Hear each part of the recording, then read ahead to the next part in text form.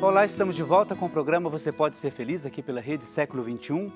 O nosso tema de hoje vai ser sobre a mística do coração de Jesus e nós vamos ter como referência, para conversar justamente sobre esta mística do coração de Jesus, aquela ideia que Jesus sempre frisava nos seus discursos e também nos seus ensinamentos com os discípulos sobre o bom pastor.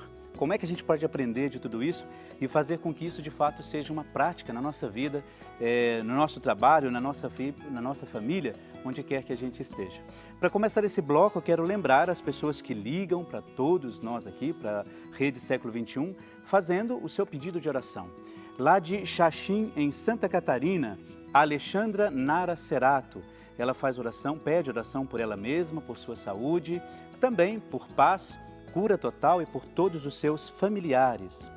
Quem também faz o seu pedido de oração, lá de Cruz das Almas, lá na Bahia, a Jaci Gonçalves Boaventura, que pede oração por ela mesma, por sua saúde e paz, pede saúde também de Ana Verena e pela saúde e paz de todos os seus familiares. Também quem faz os seus pedidos de oração, a Durvalina de Almeida Bastos, ela é de Queimados, lá no Rio de Janeiro. Ela coloca o nome de várias pessoas aqui e nós, claro, vamos colocar aos pés de Nossa Senhora e depois, no final do programa, vamos rezar por todos eles. Também a Marta Filomena Souza Barbosa, ela é de Coronel Fabriciano, lá em Minas Gerais, que também, claro, como todos os nossos irmãos, apresenta os seus pedidos de oração. Também a Verônica Banhe Giatti, ela é de Valinhos, aqui próximo de nós, interior de São Paulo.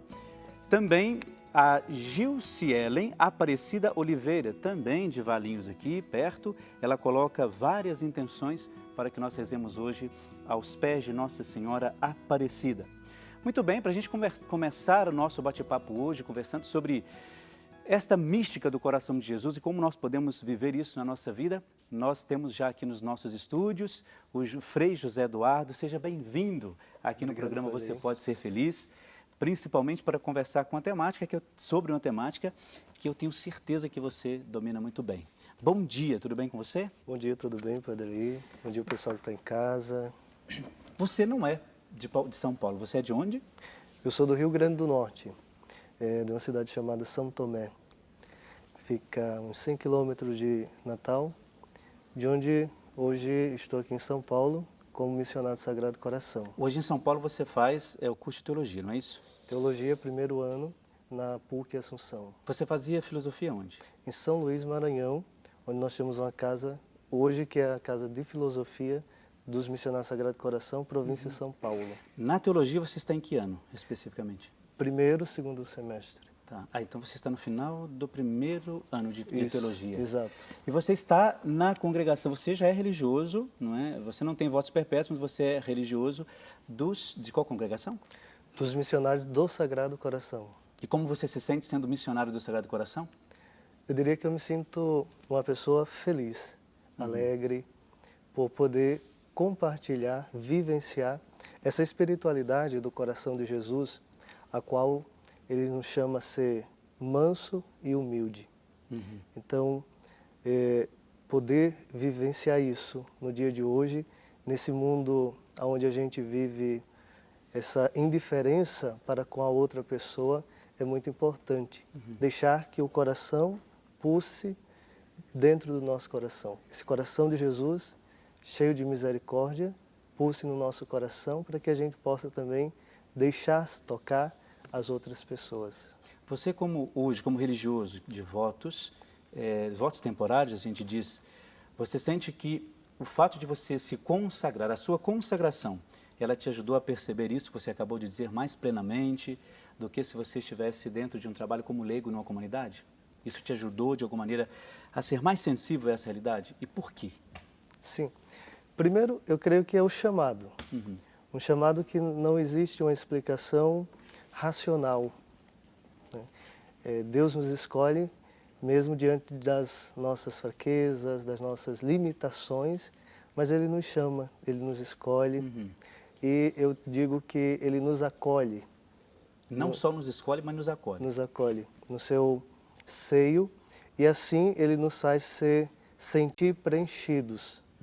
Essa alegria, essa felicidade ela provém desse sentimento de preenchido, alguém que é preenchido. Claro, poderia estar desempenhando um trabalho como leigo ou num trabalho normal do dia a dia que a sociedade oferece, mas talvez não tivesse esse sentimento de preenchido. E como missionário do Sagrado Coração, se preparando para o sacerdócio, eu creio, nesse momento que eu vivo, uma pessoa preenchida. Que bom. Quando você decidiu ser religioso ou ser seminarista, ou decidiu essa questão de ser padre, digamos, né? Porque cada um de nós tem uma vocação específica. No seu caso, como religioso e futuramente um sacerdote religioso. A sua família achou interessante essa ideia? Você tem mais irmãos? O que eles pensaram? O que essa família pensou disso? Ou foi difícil? Interessante. No primeiro momento, eu achava que a família ia ficar contra, se colocar contra, principalmente porque lá em casa só tem eu e minha irmã. Ah, são dois filhos? Somos dois filhos. E minha irmã já tinha casado, já tinha saído de casa, e minha mãe é muito apegada à minha pessoa. Então eu achava que eram as pessoas que iam se colocar contra esse sentimento. E pelo contrário, no momento em que estávamos conversando com o padre, que foi visitar a minha família, e escutei da minha mãe falar isso, né? Se é da vontade dele, mesmo que eu sofra, eu permito que ele faça essa experiência. Nossa, mas isso é muito forte, hein? Uma mãe dizer isto, né? Mesmo que seja, mesmo que ela sofra, se for da sua vontade, da vontade de Deus, ela aceitaria isso. Eu aceitaria isso. É difícil ouvir isso de mãe, né? Geralmente ela diz, não vai. Depois Exato. que ela repensa, não, tudo bem, então vai. Mas é difícil isso, ouvir da mãe isso, né? E a partir daí eu comecei a acreditar que, de fato, Deus tinha preparado esse caminho, né? Por já ter tentado, em outros momentos, ser padre diocesano da diocese, onde a minha paróquia não tem missionário Sagrado Coração, não tem uma vida religiosa, né? E não tinha dado certo. E para ser missionário Sagrado Coração, para entrar nessa congregação, houve essa facilidade, né? E eu digo que foi a facilidade do Espírito Santo que foi conduzindo. É uma resposta que eu não esperava da minha mãe, né? E até hoje é uma resposta que também me anima, né? Saber que é uma pessoa que intercede a cada dia por mim. Que bom. Quando a gente fala disso, você falou numa palavra que eu acho muito interessante, que é propósito. Hoje em dia a gente tem essa mania de pensar assim, às vezes muitas pessoas pensam isso, né? A questão do destino, a questão do acaso. Você usou essa palavra propósito. Você acha que Deus tem propósitos para a gente ou as coisas de fato vão acontecendo? Porque você já tinha tinha feito a experiência em relação à questão do seminário diocesano. Você chegou a entrar para o seminário? Não. Ah, não chegou, só fez o acompanhamento. Só acompanhamento. E essa questão de você ser hoje religioso, se a primeira ideia não era ser religioso, você acha que isso é um propósito que Deus traçou na sua vida e a gente tem isso mesmo? A gente vive com propósitos de Deus? Eu acho que ninguém nasce por acaso. Experiência própria. Esse propósito de Deus, creio que a gente poderia trocar pela palavra amado, né? Propósito é amado. Tá. Alguém que é amado e que se deixa conduzir por esse Espírito de Deus e vai percebendo isso. Quando eu conheci a congregação, o que me chamou a atenção foi exatamente uma frase muito usada, MSC, a sua família. E eu procurava exatamente esse sentido de família, né? E eu dizia, como que um padre pode viver numa família? Mas por que essa pergunta? Por que essa dúvida? Padre vive só, principalmente os padres diocesanos, eles têm essa característica de viver só, morar na paróquia só. E o meu sentimento de olhar para o pároco da minha cidade era que quando terminava a missa, então ele voltava para casa e ficava sozinho. E nós íamos para casa, tínhamos a nossa família, a nossa convivência, e ele terminava só. E essa frase, MSC sua família, também me fortificou nesse sentido, de se sentir alguém que não está sozinho na caminhada, mas alguém que tem alguém que fica ao lado, como companheiro, como amigo. Suporte, talvez. Como suporte. E creio que exatamente isso. Foi a primeira coisa que eu descobri quando comecei a vivenciar os passos de missionário lá na filosofia em São Luís. A alegria dos missionários no rosto, né, no trabalho, no fazer, na convivência, claro que tendo as suas limitações, mas é muito difícil hoje você vivenciar esse sentimento de família numa sociedade que desagrega a família, cada um tem um horário para si, um está dormindo, o outro está trabalhando, fazendo algo, e eu pude perceber isso, essa característica de família, e foi o que me chamou a atenção. Olha, você que ligou agora a TV, está acompanhando, aliás, que passou agora pela Rede Século XXI, nós estamos conversando hoje sobre a mística, aliás, começamos a conversar sobre a mística do coração de Jesus a partir do Bom Pastor.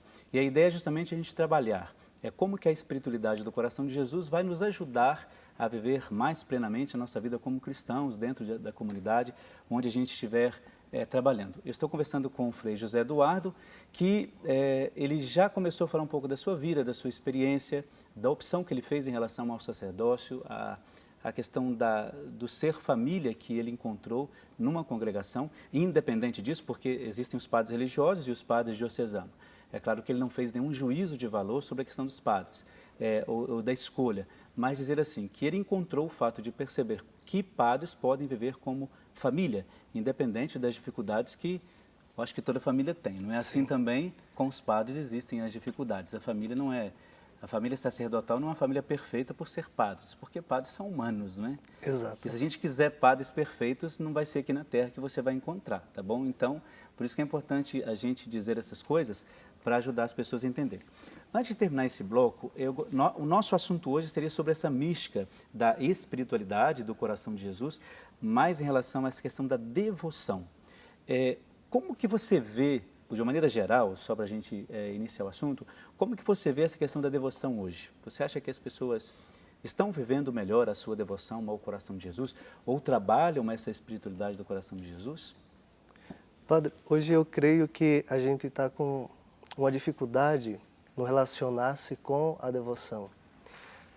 A gente esquece a dimensão humana e às vezes ficamos mais com a dimensão muito espiritual, e nessa dicotomia, ou seja, nessa disparidade de uma com a outra, a gente perde o sentido de viver a devoção. Uhum.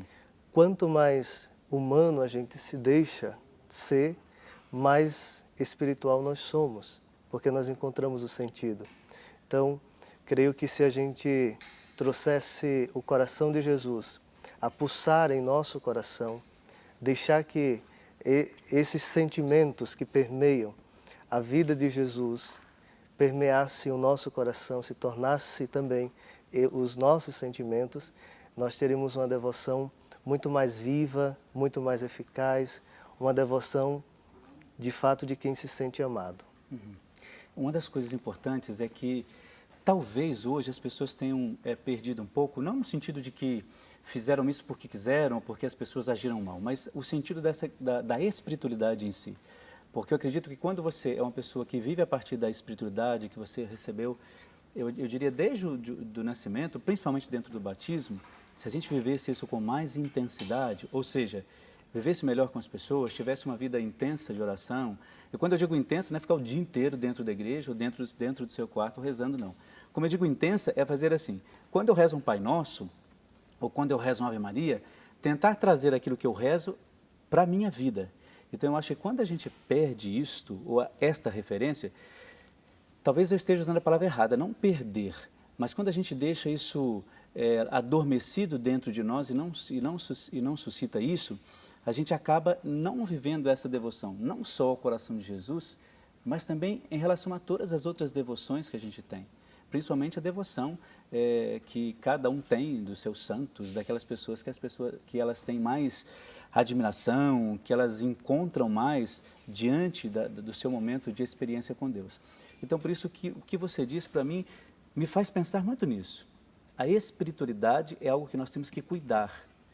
E é uma espiritualidade do cotidiano, das orações mais simples que eu faça, mas que me ajudam a dar um tom diferente desse meu encontro diário ou semanal, como algumas pessoas fazem com Deus, principalmente através da Eucaristia. Então, eu gostei dessa primeira observação sua, eu acho que é por aí mesmo. A gente tem que começar a entender melhor a nossa espiritualidade e a nossa devoção, mas como algo bem mais concreto da nossa vida. E é isso que a gente tenta conversar no programa de hoje, não é? Então, nós sempre vivemos de uma maneira intensa a nossa espiritualidade. A gente tenta fazer isso acontecer. Por isso, no programa de hoje, com a participação do José Eduardo, a gente vai tentar esmiuçar isso da melhor maneira possível para você. Nós temos muito mais coisas para conversar hoje, nesse nosso programa de hoje, e a gente quer que você aprenda com isso e que você também nos ensine através dos pedidos de oração que normalmente nós vamos fazendo ao longo do nosso programa. A gente vai para um breve intervalo e daqui a pouco a gente já volta. É apenas um instante.